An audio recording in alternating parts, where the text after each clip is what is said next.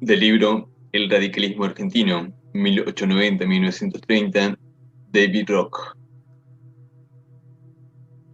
Capítulo 1. Elementos componentes de la sociedad argentina, 1890-1914. Entre 1890 y 1914, la economía y la sociedad argentina tuvieron como eje el sector exportador. Las exportaciones argentinas consistían en productos agropecuarios, los más importantes de los cuales eran el trigo, el maíz, el lino, los cueros, la lana y la carne vacuna. Exceptuando periodos ocasionales de sequía o de graves depresiones económicas, la Argentina exportó todos los años, a partir de 1890, hasta 10 millones de toneladas de cereales. Luego de 1900 y de la introducción de los buques con cámaras congeladoras y los frigoríficos, las exportaciones de carne de distinto tipo alcanzaron un promedio de 350.000 toneladas. Entre 1872 y 1915, la superficie cultivada total pasó de 580.000 a 24 millones de hectáreas. Había buenos motivos para justificar el panegírico que alguien hizo en 1911. Ningún país en el mundo tuvo jamás en tan breve lapso un progreso tan rápido con respecto a los productos del suelo. Pocos años antes, un expresidente de la República, Carlos Pellegrini, había escrito: "Esta república posee todas las condiciones necesarias para convertirse, con el tiempo, en una de las grandes naciones de la Tierra. Su territorio es inmenso y fértil, siendo su superficie igual a la de toda Europa con excepción de Rusia. Puede albergar fácilmente a 100 millones de seres humanos. Dentro de sus fronteras se encuentran todos los climas y, consecuentemente, sus productos son de todo tipo, desde los tropicales hasta los de las regiones polares. Sus ríos y montañas se cuentan entre los mayores del mundo y tiene como frontera marítima al Océano Atlántico, que la pone en contacto con el mundo entero". Las cifras parecían ratificar estas grandilocuentes declaraciones. Hacia 1914, la población del país se había cuadruplicado en poco más que una generación. Entre 1880 y 1910, el valor de sus exportaciones se sextuplicó. Con posterioridad a 1860, la producción total había crecido a un ritmo anual promedio del 5%, la población al 3,4%, la superficie cultivada al 8,3% y la extensión de vías férreas al 15,4%. Sin embargo, más allá de estas impresionantes cifras, había surgido una sociedad de características sociales y políticas peculiares, que en muchos aspectos componían un cuadro bastante diferente del pintado por Pellegrini.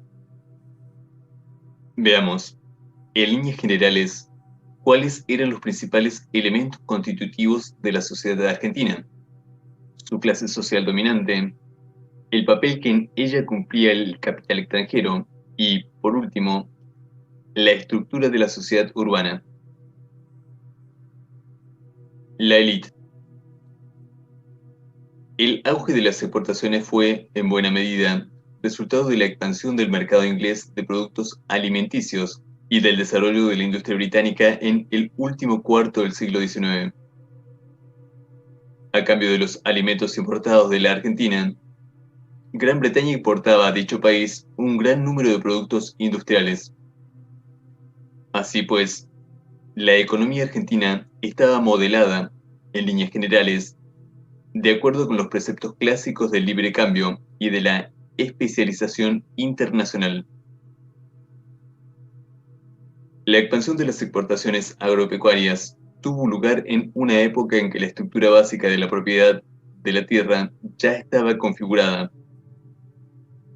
La pauta de las grandes heredades, propia de la época colonial y del siglo XIX, continuó en el siglo XX. A diferencia de lo ocurrido en Estados Unidos y en Australia, en la Argentina no hubo una gran subdivisión de la tierra. La única zona importante de pequeños colonos fue el centro de la provincia de Santa Fe. Uno de los efectos más señalados del auge de las exportaciones fue el aumento del valor de la tierra y de su renta, que junto con la creciente importancia de la carne luego de 1900 garantizó la supervivencia de grandes unidades productivas. La consecuencia fue la consolidación de la estructura latifundista y el surgimiento de una élite poderosa. El rasgo central del desarrollo social argentino contrastaba así fundamentalmente con el de otros países semejantes de clima templado, especializados en la producción de carne y de alimentos. La estructura elitista era en la Argentina muy distinta de la que privó en el patrón de asentamiento en pequeñas propiedades de las zonas originalmente colonizadas por los ingleses. Históricamente, la élite terrateniente surgió como consecuencia de las actividades mercantiles de Buenos Aires, que se remontaban al siglo XVIII. A medida que fue aumentando el comercio exterior, primero sobre la base de los productos ganaderos y luego, hacia fines del siglo XIX, de los productos agrícolas de zonas templadas, la riqueza adquirida a través de aquel fue canalizada en la acumulación de tierras. Como al principio estas tierras poseían muy escaso valor y pocos tenían los medios o la visión necesarias para adquirirlas, se distribuyeron divididas en extensiones muy amplias. Un segundo rasgo importante de esta situación era que las mejores tierras se hallaban ubicadas en el litoral marítimo de la zona pampeana. Esto contrasta con Estados Unidos, donde las más ricas regiones agropecuarias se hallan en el centro del país. En el caso de la Argentina, el impulso para expandir las fronteras fue, por lo tanto, mucho más débil, aunque existió, y durante el siglo XIX se incorporaron a la producción extensiones cada vez mayores. Los principales centros demográficos y de poder siguieron estando en el este. Allí, quien quiera que poseyera tierras era poderoso. No solo tenía la ventaja de que sus tierras eran más aptas y productivas, sino que contaba con medios de comunicación más baratos. Esto le daba al gran terrateniente una renta diferencial que multiplicaba su fortuna a un ritmo más veloz que la de cualquier otro. En muchos aspectos, la pauta básica de la política argentina durante el periodo primario exportador anterior a 1930 estuvo dictada por el deseo de la élite terrateniente de sacar provecho de esa ventaja primero y de conservarla después. El origen del liderazgo político de la élite terrateniente argentina debe buscarse, entonces, en la forma en que un sector bien arraigado, compuesto en gran medida, aunque no exclusivamente, de familias criollas tradicionales, aprovechó las favorables condiciones económicas externas posteriores a 1870 para convertirse en una élite local aliada a los intereses británicos. Esto es, en líneas generales, lo que ocurrió. Aunque las depresiones económicas provocaran modificaciones ocasionales en la composición de dicha élite, y aunque el poder y la riqueza no estuvieran distribuidos en forma totalmente homogénea entre sus miembros. El grupo más poderoso era el de los criadores de ganado que atendían el mercado interno e internacional. El núcleo de la élite estaba formado por 400 familias, estrechamente entrelazada a través de ciertos clubes y asociaciones privadas. Se ha estimado que menos de 2.000 personas poseían en la Argentina tanta tierra como la superficie total de Italia, Bélgica, Holanda y Dinamarca juntas. La riqueza e influencia de los distintos integrantes de la élite estaba determinada principalmente por la proximidad de sus propiedades al Río de la Plata, o, dicho en otras palabras, por su grado de asociación con el mercado externo. El grueso de dicha riqueza se concentraba en la zona productora de cereales y carne vacuna de la región pampeana, y, dentro de la Pampa, conforme a su proximidad a los principales puertos, de los cuales el mayor era Buenos Aires. Gran parte de la tormentosa historia argentina del siglo XIX fue debida a la lucha por la supremacía en el acceso a los mercados externos de los distintos subgrupos regionales de la élite. Solo después de 1880 surgió un sistema relativamente estable. Los sectores más poderosos lograron controlar el aparato estatal y lo emplearon para crear sistemas crediticios, impositivos y monetarios favorables a sus intereses. Los grandes hacendados tenían acceso preferencial a los bancos más importantes y podían obtener abundantes fondos para capitalizar sus tierras y expandir sus posesiones gracias a la especulación. Las recaudaciones fiscales no provenían de impuestos a la tierra o a los ingresos de ella derivados, sino de impuestos internos al consumo de bienes importados, sistema que gravaba fundamentalmente al consumo urbano. A lo largo de casi todo el siglo XIX, los terratenientes impusieron un sistema de depreciación del papel moneda que, en general, aseguró que sus precios internos y sus costos quedaran a la saga de los precios de los bienes que ellos exportaban y que cobraban en oro. Todos estos factores no hicieron más que alentar una concentración todavía mayor del ingreso en manos de la élite. A causa de esta concentración bastante estable del poder económico y político, el periodo comprendido entre 1880 y 1912 se dio en llamar el periodo de la oligarquía. Por esta época, los principales hacendados ya se habían desligado de la administración directa de sus estancias y vivían en Buenos Aires y a menudo en París como rentiers. En Buenos Aires, sus intereses eran custodiados por cierto número de poderosas sociedades, la principal de las cuales era la Sociedad Rural Argentina.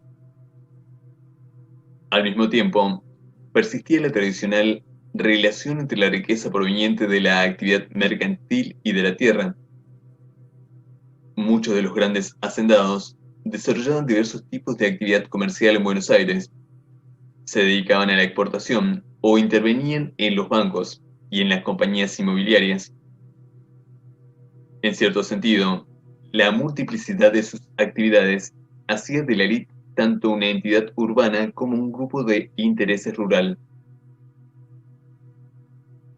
Los intereses de la élite se reflejaban también en el ejército y, en menor grado, en la iglesia.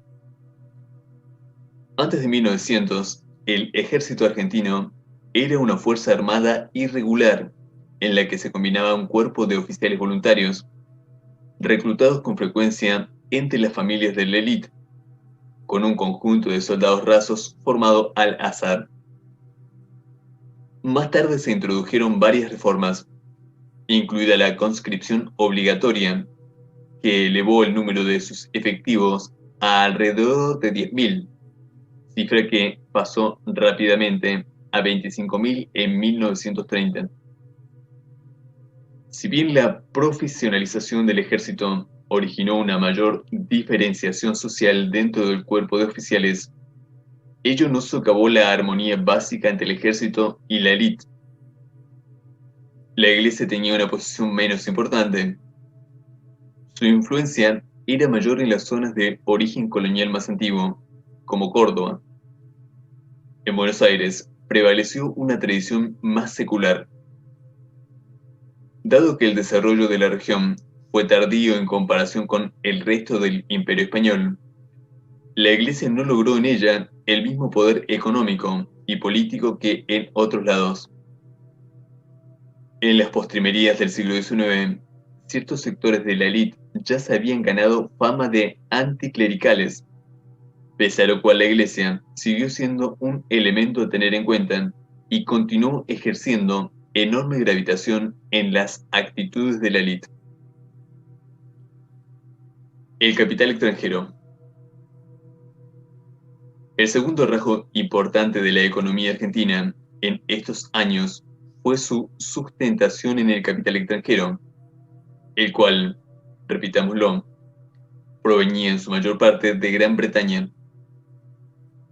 Se ha estimado que el valor de las inversiones de capital británicas en la Argentina sumaba en 1910 más de 300 millones de libras esterlinas. Estas inversiones se realizaban primordialmente en tres formas. Antes de 1880, la más común eran los empréstitos oficiales. Muchas de las luchas políticas que entablaron durante el siglo XIX las diversas facciones de terratenientes reflejaban la importancia del Estado como fuente de créditos y fondos hipotecarios. Controlar el Estado significaba gozar de un tratamiento preferencial por parte de los banqueros extranjeros y de considerables ventajas económicas. De los ingleses provino, asimismo, una oleada masiva de inversiones en ferrocarriles, que se prolongaron hasta 1913, a cuyo fin el país contaba con unos 30.000 kilómetros de vías férreas. El desarrollo de comunicaciones eficientes fue el principal factor que posibilitó el boom agropecuario. Por último, antes del estallido de la Primera Guerra Mundial, mientras se completaba el sistema de transportes, los ingleses y otros europeos, particularmente los alemanes, comenzaron a invertir en servicios públicos. Hubo también grandes inversiones extranjeras en bancos, compañías inmobiliarias y obras portuarias.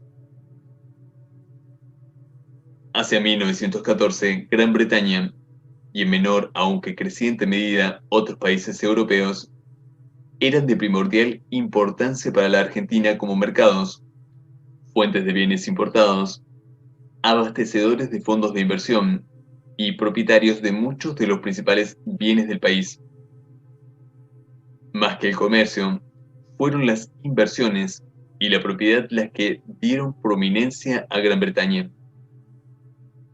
Si bien en los años previos a la Primera Guerra, los alemanes comenzaron a hacer sentir su presencia, sobre todo en el comercio de importación, modificando así el simple modelo bilateral anterior a 1900, los ingleses se las ingeniaron para complementar la ventaja de haber llegado primero, con un amplio sistema de vínculos semi-institucionalizados con la élite. Tenían fuertes aliados en el gabinete y en el Congreso, y gravitaban en los asuntos del país a través de muchos de los principales órganos de prensa. Asimismo, mucho antes de 1914, ya se había establecido la práctica de nombrar a notorios políticos argentinos en los consejos directivos locales de las empresas británicas. Esto contribuía a ampliar el acceso de esas empresas al gobierno y gestaba en la élite local poderosos intereses creados que quedaban comprometidos con la defensa de dichas empresas. El grupo de presión constituido por los ingleses era, junto con la Sociedad de los Ganaderos, el más fuerte del país. De esta manera, existía una estrecha complementariedad de intereses entre los sectores más poderosos de la élite y los comerciantes e inversores británicos. Esto no significa que no hubieran por momentos discrepancias y conflictos entre ellos, pero lo que se cuestionaba en tales casos no era la relación en sí misma, sino la distribución de los beneficios. Ocasionalmente se entablaban disputas sobre asuntos tales como las tarifas ferroviarias o de las compañías de electricidad y otros servicios públicos, o bien surgían dentro de la élite nuevas facciones que tenían un contacto menos directo con los ingleses y, apelando a todo el poder político que eran capaces de reunir, trataban de reencauzar el flujo de inversiones o de crédito de una manera que les fuese más favorable. Pero la élite terrateniente no cuestionaba, en principio, ni las propiedades extranjeras, ni el control extranjero de importantes sectores de la economía, o la transferencia de una parte de la riqueza del país al exterior por las compañías extranjeras.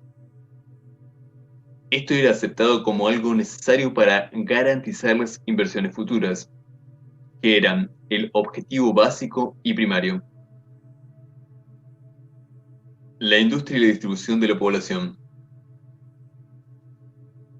En 1900, la idea de abandonar el libre cambio en favor del proteccionismo y del desarrollo industrial nacional gozaba de muy poco apoyo en la élite. Cierto es que existían tarifas de importación, pero estas perseguían como fin fundamental dotar de recursos al fisco. Había también algunas industrias, más de lo que tradicionalmente se ha reconocido, pero las únicas grandes unidades productivas eran las ligadas al sector exportador, como los frigoríficos. Fuera de ellas, la industria solo se desarrolló en los casos en que los costos internos eran suficientemente bajos como para que los precios resultaran inferiores a los de los artículos importados. Dentro del sector industrial, privaban las técnicas primitivas y las formas de producción intensivas en mano de obra. Además, la mayoría de los establecimientos estaban organizados en pequeña escala. En 1914, la empresa industrial promedio de Buenos Aires no empleaba más de 14 personas. Como este cálculo incluye las grandes unidades controladas por el capital extranjero, la cantidad promedio de obreros en la industria nacional era realmente muy baja. La primacía del sector exportador se reflejaba en la distribución de la población. El tercer censo nacional de 1914 estimó la población total del país en 7.885.237 habitantes. Casi tres cuartas partes de esa cifra se concentraban en la zona pampeana, dentro de un radio aproximado de 300 a 450 kilómetros de la ciudad de Buenos Aires. El principal núcleo de población era la provincia de Buenos Aires, también la principal zona agropecuaria, con más de 2 billones de habitantes. Le seguían Santa Fe, con unos 900.000 habitantes, Córdoba con 700.000 y Entre Ríos con 400.000. Fuera de estas provincias, solo Corrientes, situada al norte de Entre Ríos, y Tucumán, en el noroeste, superaban los 300.000 habitantes. Corrientes era una zona ganadera marginal, en tanto que Tucumán era el centro azucarero del país, y únicamente Mendoza y San Juan, en el oeste, famosas por su producción de vino, tenían una población significativa orientada hacia las actividades comerciales. Más allá de las Pampas, en el interior y el sur del país residía apenas el 30% de la población, aun cuando esas regiones totalizaban más del 70% del territorio. Muchas zonas distantes del norte y de la Patagonia tenían una población demasiado escasa como para ser reconocidas como provincias con gobierno propio. Dentro de la población rural, había asimismo marcados contrastes entre la región pampeana y el interior. En el primer caso, predominaba un sistema de propiedades arrendadas a inmigrantes cuya producción era exportada en su mayor parte. En el segundo, eran más comunes las grandes plantaciones o las formas de economía de subsistencia. Y, si se exceptúa a las regiones azucareras del noroeste, la actividad comercial con frecuencia se limitaba a la satisfacción de la demanda de las pequeñas ciudades que actuaban fundamentalmente como centros de gobierno. Por último, la región pampeana no solo estaba más desarrollada que el interior, sino que era también el pivote en torno del cual giraba el poder político. El interior era políticamente débil y estaba sumido de continuo en la lucha por preservar y desarrollar su economía frente a los intereses del litoral, más poderosos. La red ferroviaria del país reflejaba la misma pauta. Las líneas principales se abrían en diferentes direcciones en forma de abanico a partir de la ciudad de Buenos Aires, atendiendo cada una de ellas distintas regiones agropecuarias. En el interior, la cantidad de líneas era menor, y poco se había hecho durante su construcción a fin de integrar las diversas regiones. Casi todos los ferrocarriles de las Pampas estaban en poder de los británicos. Fuera de esa zona, sobre todo en la región azucarera, eran propiedad del Estado. El volumen comparativamente reducido de su actividad comercial los hacía muy poco redituables como para atraer a los inversores extranjeros. La sociedad urbana de Buenos Aires. Sin embargo, la simplicidad de la economía exportadora fue quebrada por la alta tasa de urbanización en la zona pampeana. El crecimiento de la sociedad urbana en estos años fue en muchos sentidos un proceso tan espectacular y revolucionario como el que tuvo lugar con respecto a la tierra. En 1869, la población urbana en ciudades de más de 2.000 habitantes era del 28,6%. En 1895 había aumentado al 37,4% y en 1914 al 52,7%. En la región pampeana, la proporción fue mucho mayor.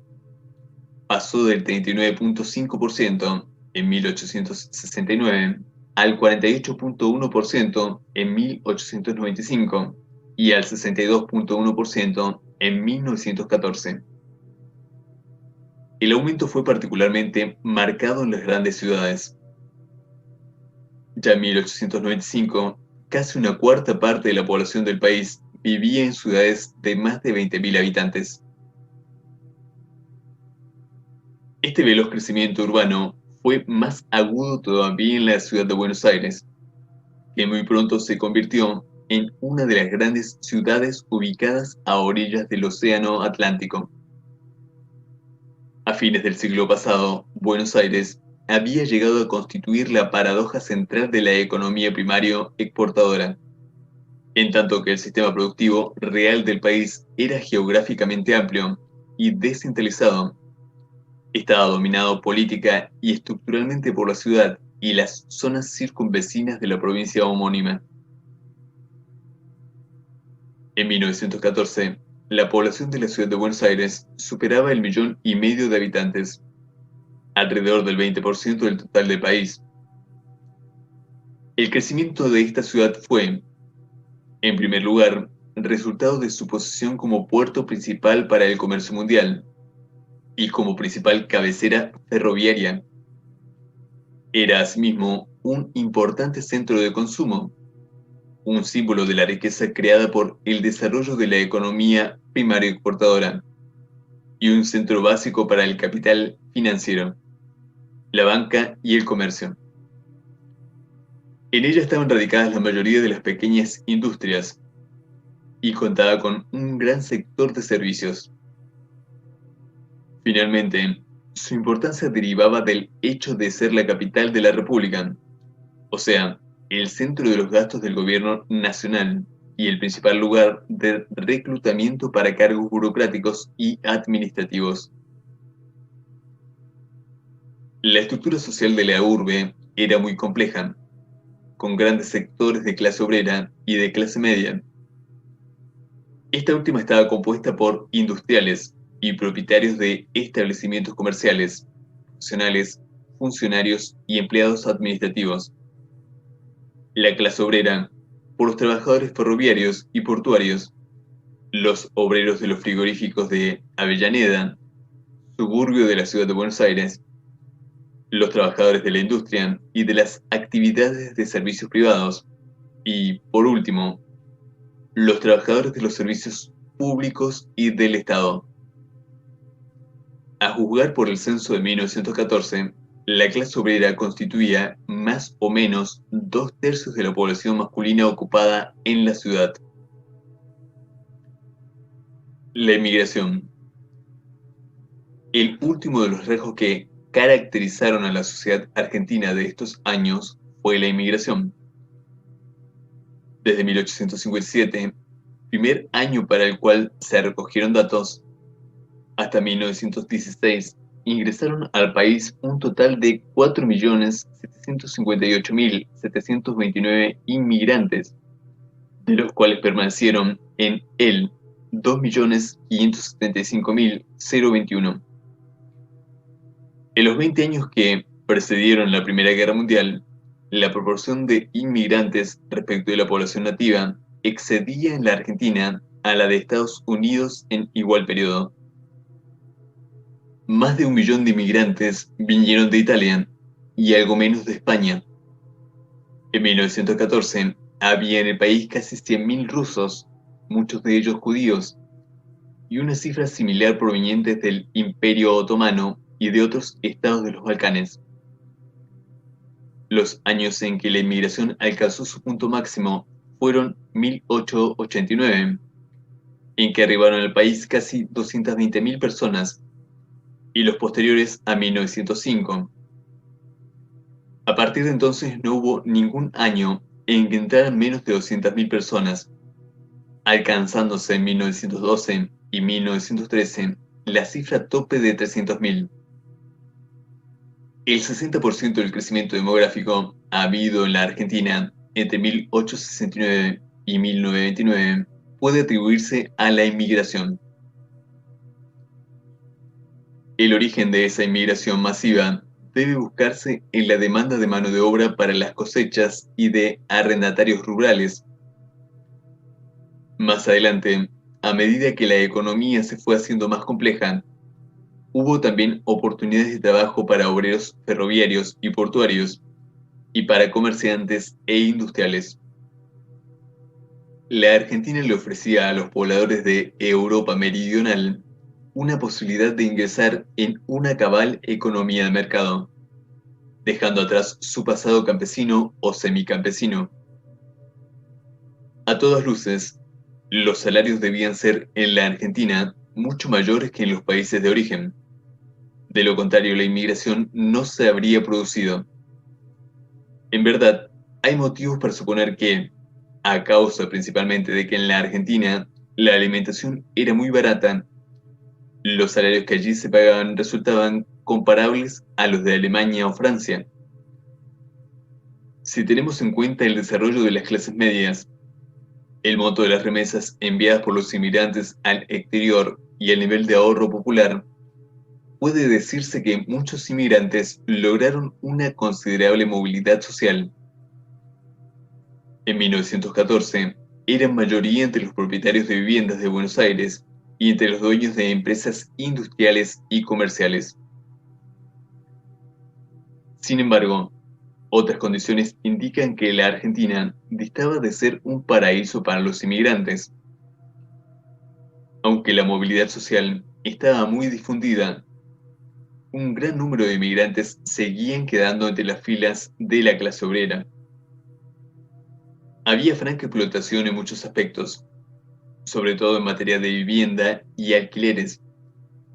Esto pronto originó ciertas tensiones y una tradición de conflictos de clase que persistió incluso en periodos de rápido crecimiento.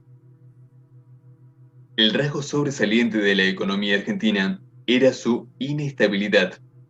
Estaba fuertemente condicionada por factores estacionales y por los caprichos del ciclo económico, influencias ambas que desestabilizan la demanda de mano de obra y el nivel de salario real. Además, la tasa de inmigración que afectaba a los salarios en la Argentina no solo dependía de la demanda de mano de obra en este país, sino también de la situación prevaleciente en los países de donde procedían los inmigrantes. Una de las características de la inmigración a la Argentina a partir de 1900 aproximadamente fue que se extendió desde zonas con índices de salarios relativamente altos, como Italia septentrional, a zonas con una economía campesina mucho más grande, como España o los países balcánicos. Tales desplazamientos tendían a hacer disminuir los salarios en la Argentina o bien les impedían crecer a un ritmo suficientemente veloz como para mantener la tasa de movilidad social. A medida que transcurría el tiempo, cada vez se tornaba más difícil dejar de pertenecer a la clase obrera y abandonar la miseria y la inseguridad que ella implicaba, para pasar a pertenecer a la clase media. A la vez, la inmigración fue activamente alentada por el Estado en apoyo de la élite terrateniente. Se organizaron campañas para el reclutamiento de inmigrantes en Europa, y era corriente que se subsidiaran pasajes de vapor para pasajeros de tercera clase. Tales medidas tenían la clara finalidad de mantener los salarios lo más bajos que fuera posible y contar con una fuerza de trabajo abundante y de fácil desplazamiento. La mayoría de los inmigrantes se establecían al principio en la ciudad de Buenos Aires, con el fin de reunir el capital suficiente para después dedicarse al cultivo del trigo. Gran parte de las tensiones entre ellos y la élite ciudadana puede atribuirse a las dificultades que encontraban para obtener respaldo financiero, con vistas a efectuar esa transición de asalariados urbanos a arrendatarios rurales. Y la única causa de esto es que el exceso de inmigrantes había saturado el mercado de trabajo urbano, problema que se puso particularmente de relieve en los años de auge, a fines de la década de 1880 y en los inmediatamente anteriores a 1914. Por lo mismo, la ley tenía interés en que los salarios se mantuvieran bajos en las ciudades para así poder controlar la mano de obra en las zonas rurales, ya que si aquellos aumentaban, disminuía la disponibilidad de mano de obra barata en el campo, aunque la mayoría de estos trabajadores se emplearan únicamente en época de cosecha. Así, aunque a la élite no le preocupaba la industria nacional, con frecuencia, en especial después de 1900, se la vería recurrir a su control sobre el Estado y la policía para intervenir en los conflictos laborales en contra de los huelguistas. Acciones de este tipo socavaban el poder de negociación de los inmigrantes de un modo que beneficiaba, en última instancia, a la élite. Los intereses de los inmigrantes y de la élite exportadora ligada a la tierra también chocaban entre sí, al menos durante el siglo XIX, en la cuestión de la política monetaria. En gran medida, los booms de la tierra de fines del siglo XIX, que gestaron las fortunas de la élite, se lograron por medio de una estructura liberal de crédito y el uso de un papel moneda depreciado. La inflación incrementaba los precios internos, pero los salarios a menudo iban a la saga de aquellos, con lo cual el papel moneda se convirtió en un instrumento de distribución del ingreso en favor de la élite y en perjuicio de los asalariados, y de hecho sirvió para disminuir el salario real. Esta distribución del ingreso perjudicial para los asalariados se veía reforzada por la índole de los lazos de la élite con el capital extranjero.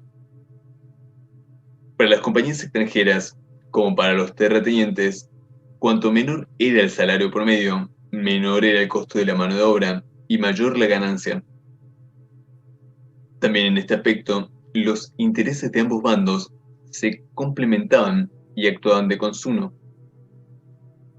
Por ejemplo, los intereses foráneos colaboraron con la élite en la reducción de los pasajes transatlánticos para permitir una mayor inmigración. Los terratenientes apelaron a su poder político para reducir las erogaciones en materia de salarios de las empresas extranjeras, no solo con el objeto de obtener servicios baratos, sino también de permitir mayores remesas de ganancias al exterior, con lo cual aumentaba el atractivo del país para futuras inversiones.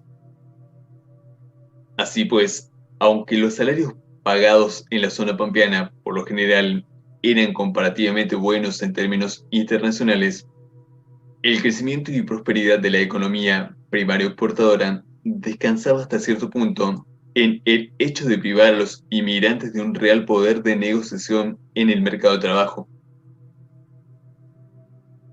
Por esta razón, la inmigración fue en la Argentina un proceso fluido e inestable.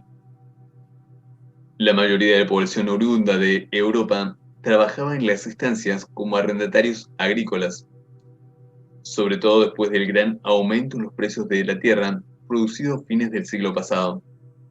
El arrendatario rural quedó expuesto a la inestabilidad y en muchos casos a la miseria. Con frecuencia las tasas de arriendo eran muy altas, particularmente en las zonas de mayor rendimiento cercanas a la costa atlántica. Las técnicas de producción eran primitivas y estaban ligadas a un cultivo de tipo extensivo o rotativo que impedía a muchos arrendatarios establecerse en forma permanente. Esta situación se veía exacerbada por el continuo excedente de mano de obra, a causa de los nuevos inmigrantes europeos. Señales de esto se encuentran en el cambiante carácter de la inmigración. Entre la década de 1890 y 1914 fue común el sistema de reclutamiento de trabajadores golondrinas para las cosechas. Los inmigrantes venían de Europa para trabajar en la cosecha y luego retornaban a su patria. Aun cuando tuvieran que pagarse el viaje de ida y vuelta, ellos les resultaba redituable. Sin embargo, una gran cantidad de ellos se establecieron en la ciudad de Buenos Aires y otros centros urbanos de la zona pampeana, atraídos por la rápida expansión del transporte, el comercio y la industria. Casi la mitad de la población total de Buenos Aires en 1914 era extranjera, y entre la de sexo masculino, los inmigrantes eran 455.507 y los nativos 394.463. También en las demás ciudades importantes de la región había una población masculina extranjera igualmente alta. De los 220.000 habitantes de Rosario, 105.000 eran extranjeros. Fueron los inmigrantes los que dieron el gran impulso al crecimiento de las grandes urbes. Los inmigrantes representaban el 40% de la población urbana total de la provincia de Buenos Aires y alrededor del 31% de la de Santa Fe. Sin embargo, la ciudad de Avellaneda, en la primera de las nombradas, tenía un 55% de población extranjera y la de Rosario, en la segunda, un 47%. Solo en los pueblos atrasados del interior predominaba la población nativa. En centros tradicionales como La Rioja y Catamarca superaba el 95%. Los inmigrantes se enfrentaban, así, con dos situaciones básicas. Por un lado estaba el deseo de la élite terrateniente de promover la inmigración, pero impidiendo que los salarios alcanzaran su nivel real. Por el otro, los inmigrantes estaban sometidos al fuerte influjo de la sociedad urbana, donde había comparativamente más oportunidades de movilidad social y de adquisición de propiedades y habilidades que en las zonas rurales, en las que la tierra era controlada por la élite. Los consiguientes resultados de la inmigración masiva fueron la saturación del mercado de trabajo y la creciente concentración de población en las urbes. No obstante, debido a la gran movilidad de la fuerza de trabajo y a la facilidad con que se podía eliminar la mano de obra excedente mediante el artificio de reenviar los inmigrantes a su país de origen, la desocupación casi nunca fue más que un fenómeno pasajero. La gran excepción a esta regla se dio durante la Primera Guerra Mundial, cuando, como consecuencia de la falta de barcos y el aumento de las tarifas entre Europa y América del Sur, varios miles de inmigrantes quedaron en la indigencia en Buenos Aires y otros lugares. Aunque hay pruebas de que luego de 1900 hubo en Buenos Aires cierta desocupación disfrazada bajo la forma de pequeñas actividades comerciales marginales, podría decirse que la región pampeana constituía en esta época una economía de pleno empleo. Pero esta expresión debe usarse con cuidado. Es cierto que en la Argentina, a diferencia de lo que ocurría en la mayoría de los otros países latinoamericanos, la fuerza de trabajo marginal o estructuralmente superflua era muy pequeña y se hallaba en el interior del país, pero la capacidad de mantener el pleno empleo era menos una característica inherente al sistema productivo de la Argentina que un lujo suministrado por el mecanismo de la inmigración. De hecho, el retorno de los inmigrantes a sus patrias en los periodos de depresión o en los periodos de menor actividad laboral durante el año no hacía sino desplazar el desempleo potencial de otros lugares del país. El ejército de reserva de la Argentina y en cierto sentido su fuerza de trabajo marginal estaba en Italia o España. No es de sorprender, en tales circunstancias, que las relaciones políticas entre los inmigrantes y la élite fueran casi siempre extremadamente tensas. La élite necesitaba más inmigrantes, pero a menudo interferían de uno u otro modo en el proceso de negociación de los salarios. Esto provocaba considerable inquietud entre los inmigrantes, y la élite temía de continuo que la situación explotara y a que ellos se rebelasen. Aunque los inmigrantes eran, con las inversiones extranjeras, el motor principal del crecimiento económico, la élite les tenía, en general, desconfianza y hostilidad, sentimientos con frecuencia correspondidos por aquellos.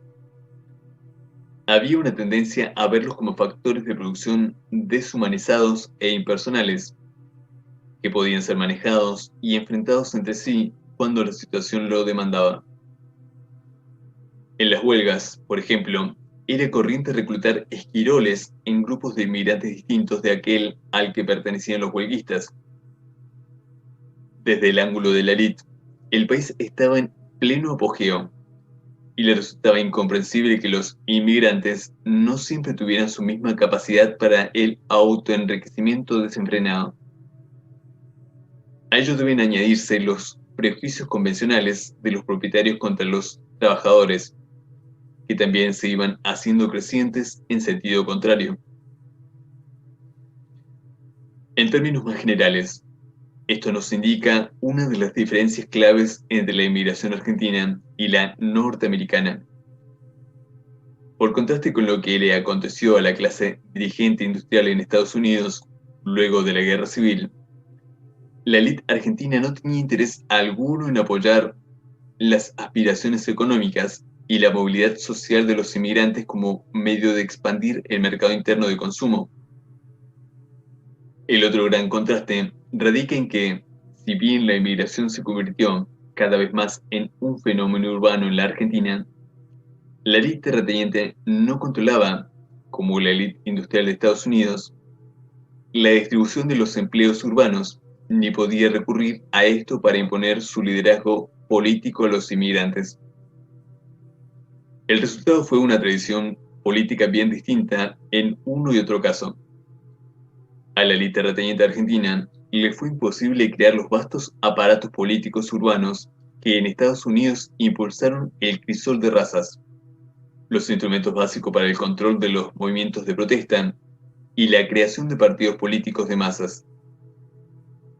Dado que no existía un éxodo ocupacional entre la élite y los inmigrantes urbanos, el sistema político argentino se inclinó a la represión, la restricción y la oligarquía. Puesto que no había manera de controlar a los inmigrantes dentro del sistema político, era aconsejable mantenerlos fuera en la mayor medida posible. Cuanto más se intensificara el papel político de los inmigrantes, más probable sería que la posición de la élite terrateniente se viese amenazada. Esto también está en la base del problema de la adopción de la ciudadanía argentina. Otro de los contrastes con Estados Unidos es que, en general, los inmigrantes de la Argentina no se naturalizaban, y habitualmente se ha interpretado este hecho como originado en los propios inmigrantes, quienes no tendrían interés en establecerse en el país y solo deseaban enriquecerse para luego retornar a su patria. Tal explicación es en muchos aspectos insatisfactoria. Sin duda, cierta renuencia a abandonar por completo el país de origen es una característica de todo proceso migratorio, con independencia de su lugar de destino. En la Argentina existían especiales condiciones que conspiraban contra la voluntad de los inmigrantes de radicarse para siempre: la imposibilidad de adquirir tierras, la inestabilidad ocupacional y la vida nómada que muchos de ellos debían llevar. Pero hay también otra razón fundamental: la clase dirigente argentina mal podía tener interés en alentar la naturalización de los inmigrantes cuando, a diferencia de lo que sucedía en Estados Unidos, no estaba en condiciones de hacer de ella el instrumento de control político para promover la aceptación y apoyo del orden establecido. La relación entre la élite y los inmigrantes fue el rasgo conflictivo más marcado de la sociedad argentina en la época en que su economía primaria exportadora alcanzó la madurez. Aunque a menudo se lo percibía y articulaba en términos puramente culturales, en muchos sentidos se trataba de una lucha de clases. En la élite y en los grupos de clase media-alta había pocos inmigrantes, aunque estos constituían las tres cuartas partes de los propietarios de industrias y comercios. En cambio, un 70% quizás estaba concentrado en la clase obrera de la ciudad de Buenos Aires. Y, a la vez, dentro de la clase obrera, el 60% eran extranjeros. De manera entonces que cuanto más bajo era el nivel social, mayor era la cantidad de migrantes que en él había. Aunque hacia 1914 la fuerza de trabajo incluía ya un gran y creciente número de trabajadores nativos. En la mayoría de los casos, ser extranjero equivalía a ser obrero, y probablemente, puede suponerse sin temor a equivocarse, un obrero no calificado. La clase media urbana de Buenos Aires. Las relaciones entre la élite y la clase media urbana eran más complejas. Podría buscarse en esta última signos de oposición a la élite y a la economía primaria exportadora como los que aparecen en las clásicas luchas europeas entre los intereses industriales urbanos y los intereses agrarios rurales. Pero lo que conspira contra esto es que, pese a la existencia de un sector industrial, la estructura de clases urbana estaba enraizada en los sectores del comercio internacional y de los servicios. En general, las actividades industriales se habían limitado a un estrecho ámbito fijado por el sector más destacado, que era el de la producción primaria. En lugar de diferenciarse de este, aquellas lo complementaban en gran medida. El sector industrial estaba dominado por grandes unidades productivas, como los frigoríficos, integradas a la estructura primaria exportadora. Las actividades artesanales menores se desarrollaban allí donde la disponibilidad de materias primas nacionales y la ventaja proveniente de los costos de transporte hacían que los precios fueran inferiores a los de los artículos importados similares. También en estas actividades había, más que un conflicto, una complementariedad con la economía primaria exportadora. Además, en 1914, los industriales no percibían que nada anduviera mal con respecto a ellos. En los 30 años anteriores, la industria había crecido a partir de una base muy pequeña hasta alcanzar una proporción significativa de la producción total, y no había motivos para creer que esto no pudiera continuar. Así pues, la clase media urbana había evolucionado sin los rasgos característicos de la burguesía urbana en otros sitios. En lugar de estar ligadas al desarrollo de una cabal economía industrial, las clases medias, y en muchos casos incluso los empresarios, prohijaban el mantenimiento de la economía primaria exportadora. Su situación como consumidores apoyaba esta actitud, aunque el hecho de confiar en la importación de gran cantidad de bienes tenía sus desventajas. En general, aseguró, mientras el sector exportador se mantuvo firme, un fácil flujo de artículos industriales de bajo costo. Los sectores urbanos favorecían la estructura del libre cambio por temor de que los intentos de diversificación industrial produjesen presiones inflacionarias que afectarían el costo de vida. Es interesante observar que la campaña de expansión cualitativa del sector industrial, iniciada en la década del 30, recibió su mayor impulso, no de los grupos urbanos, sino de la élite. El objetivo primordial era corregir los déficits en la balanza de pagos mediante un programa de sustitución de importaciones. No obstante, hasta 1930 hubo amplio consenso entre los intereses terratenientes y urbanos, lo cual robusteció considerablemente la posición cuasi colonial de la Argentina y los principios tradicionales de la política estatal, tales como el libre cambio y la dependencia de los ingleses en materia de intercambio comercial e inversión de capitales. Lo que llevó a minar dicho consenso fue la tendencia intrínseca de la economía primaria exportadora a concentrar el poder y la riqueza en manos de los terratenientes y de los inversores extranjeros. Y esto no afectó únicamente a la clase obrera. A comienzos del siglo XX ya había indicios de que estaba afectando seriamente la estructura y composición de la clase media urbana y, como consecuencia, sus vínculos políticos con la élite. Dada la falta de un sector industrial bien desarrollado y maduro, había poco margen en la Argentina para el surgimiento de grupos de empresarios y gerentes de alto estatus. En términos de ingreso per cápita, la Argentina de comienzos del siglo XX se contaba entre los países más avanzados del mundo, pero a diferencia de otros países con riqueza similar, el principal mecanismo de distribución del ingreso no era la industria, lo cual originaba ulteriores distorsiones en el sistema de clases urbano. El mecanismo fundamental de dicha distribución era la demanda generada por los ricos terratenientes rentiers del litoral. El perfil de demanda de este grupo, sumado a la estructura del libre cambio, presentaba ciertos rasgos notables. La demanda de bienes de inversión y productos industriales por parte de la élite era satisfecha en su mayor parte desde el exterior. En el plano interno, su mayor demanda era de mano de obra y servicios, y entre estos últimos, sobre todo los jurídicos, administrativos y, en menor medida, educacionales. Todos estos eran roles propios de los trabajadores de cuello blanco de la clase media y exigían cierto nivel intelectual y educativo, así como cierta pericia profesional.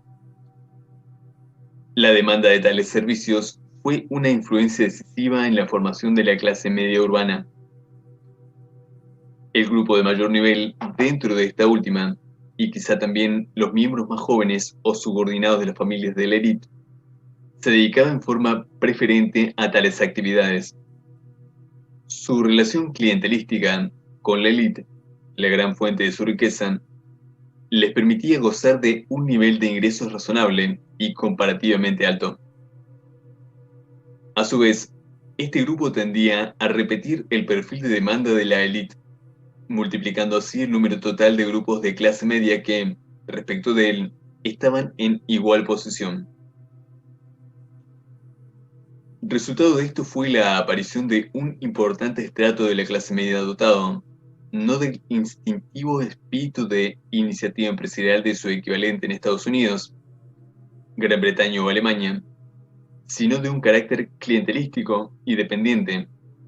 Uno se siente tentado a decir mendicante. En la Argentina la movilidad social tendió a producirse, no en virtud de la capacidad para experimentar o innovar. Los que tenían esta capacidad, por lo común no llegaban más allá del almacén, de la esquina o del pequeño taller, sino merced a la búsqueda de amigos y patrones, mejor ubicados en la escala social, que permitieran acceder a la riqueza que circulaba por los canales de la élite.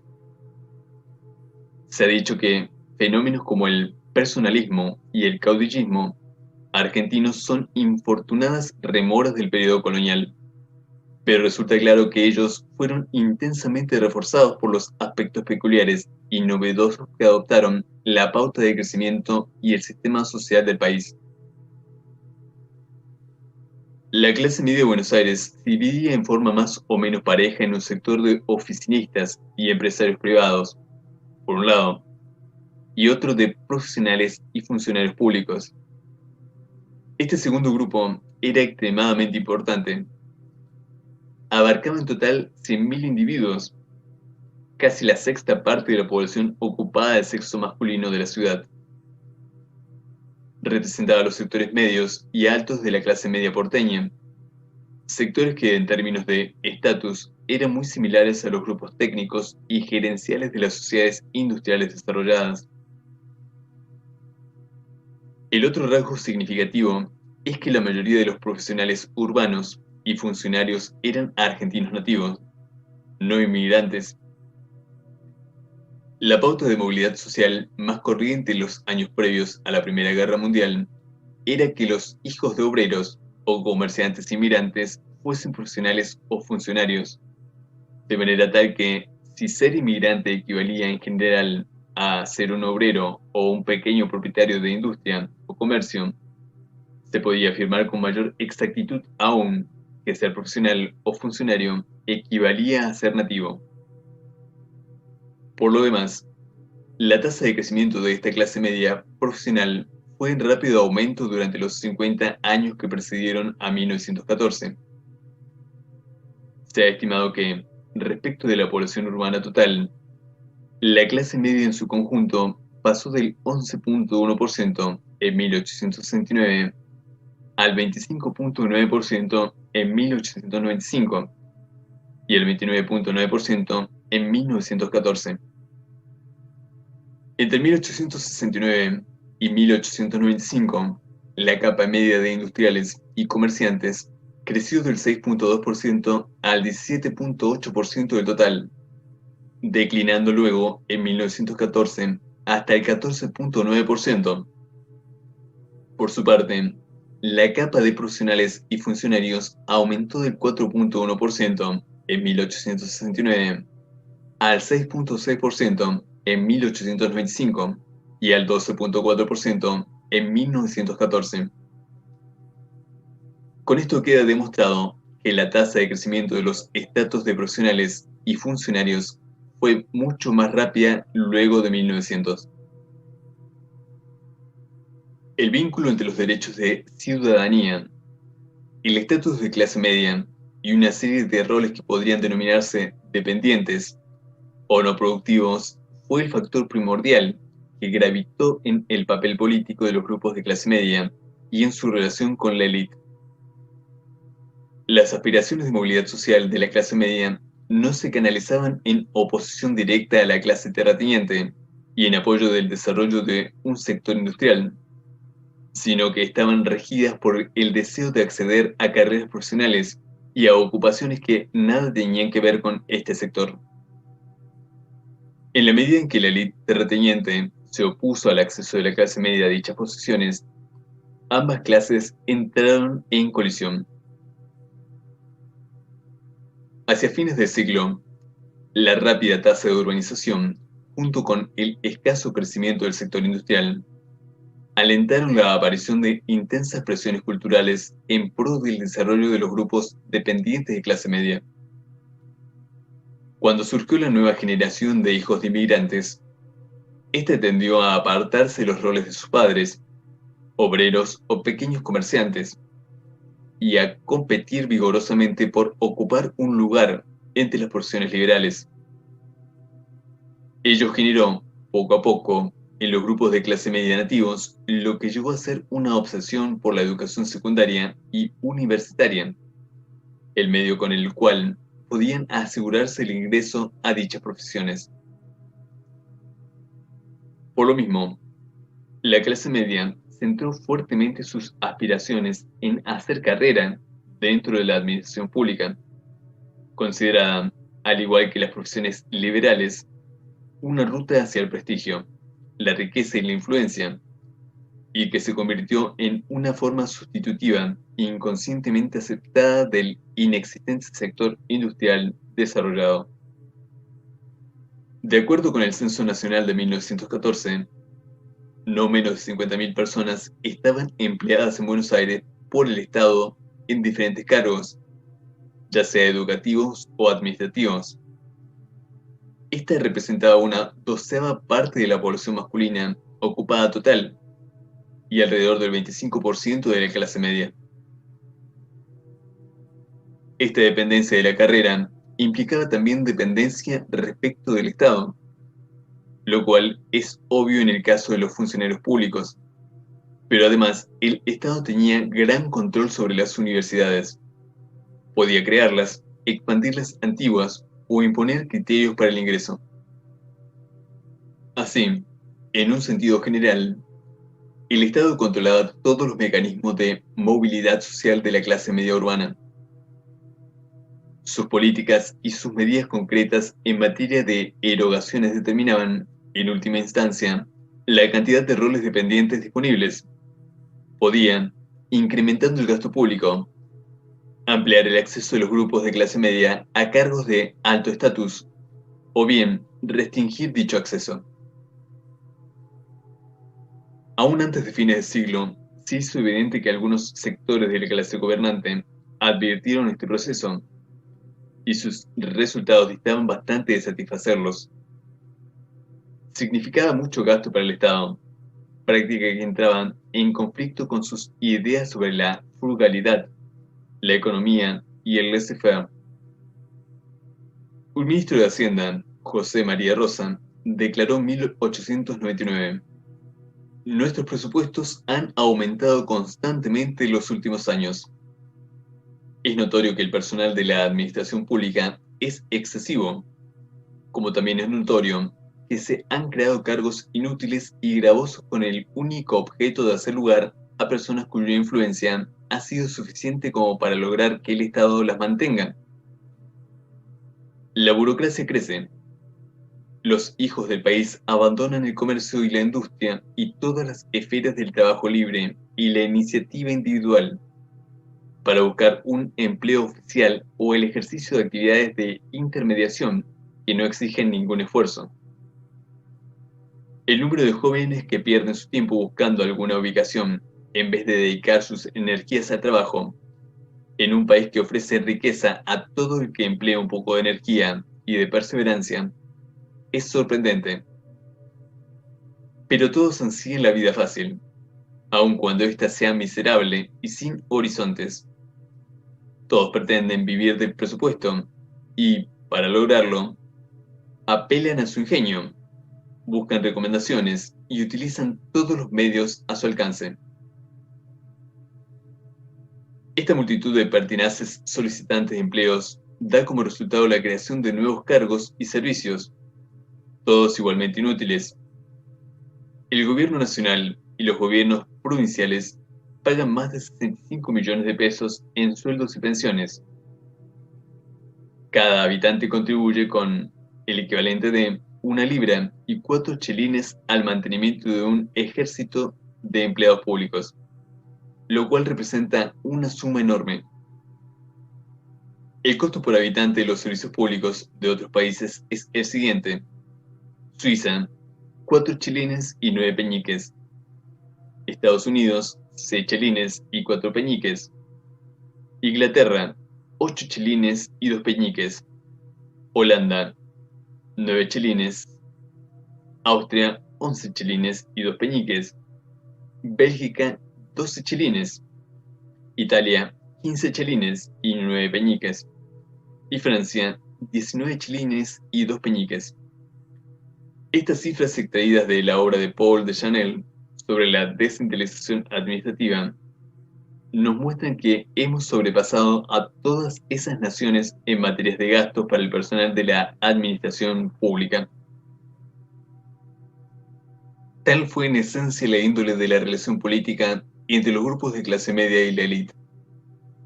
Esta última, según el modelo liberal ortodoxo, trataba de minimizar el gasto público, en tanto que la clase media dependiente, cada vez mayor, trataba de incrementarlo pari passu, con su propio crecimiento. La élite controlaba el aparato estatal, que era el árbitro principal en cuanto a la suerte que correrían los grupos de clase media. Dos eran las esferas de mayor conflicto. La élite podía tratar de frenar la tasa de gasto público y limitar el número de servidores del Estado, o bien podía tratar de detener el crecimiento de las clases profesionales, restringiendo la matrícula universitaria, de modo de reservar tanto las universidades como los cargos públicos para sus propios miembros. Al igual que los grupos de clase media, la élite tenía ciertos intereses creados en las profesiones liberales y en la burocracia, en la medida en que la cantidad de terratenientes absentistas y de sus hijos jóvenes iba en aumento. No obstante, importa advertir que este conflicto era en esencia relativamente superficial. No se trataba de que los grupos de clase media atacasen en forma directa la base de la fortuna de la élite terrateniente. No pretendían imponer cambios estructurales al marco básico en que se desenvolvía la economía primaria exportadora.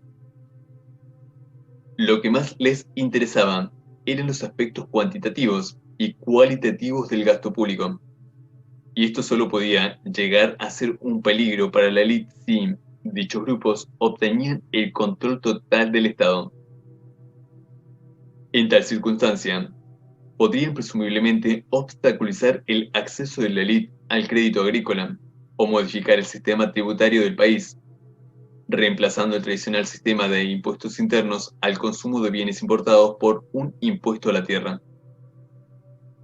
Y una última y más probable posibilidad era que en sus manos el gasto público alcanzara una suma tal que pusiera en peligro la posición crediticia del país en el exterior. Esto, obviamente, socavaría la relación de la élite con el capital extranjero, ya que provocaría el incumplimiento de los pagos por la deuda externa. Por otro lado, la élite terrateniente tenía poco que objetar a un sistema de repartición del poder con los grupos de clase media que les dejara, en definitiva, el control del gasto público y del sistema impositivo, y permitir al Estado satisfacer las aspiraciones profesionales de la clase media. Aquí podía alcanzarse algún tipo de solución de compromiso. Muy distinto era el caso de la clase obrera. Cualquier concesión a la cual habría afectado de inmediato los intereses económicos de la élite. Pero, ¿cuánto tiempo podía durar un acuerdo con las clases medias? Eso era harina de otro costal. El rasgo más definitorio de la sociedad argentina era que, cuanto más alentaba la economía primaria exportadora el desarrollo de una compleja sociedad urbana, más probable era que la ausencia de un sólido sector industrial promoviera un ulterior crecimiento de los grupos dependientes de clase media. La cuestión residía, entonces, en saber hasta qué punto podía el Estado seguir sirviendo a la vez los intereses agrarios y urbanos, y hasta qué punto se romperían los lazos entre ellos.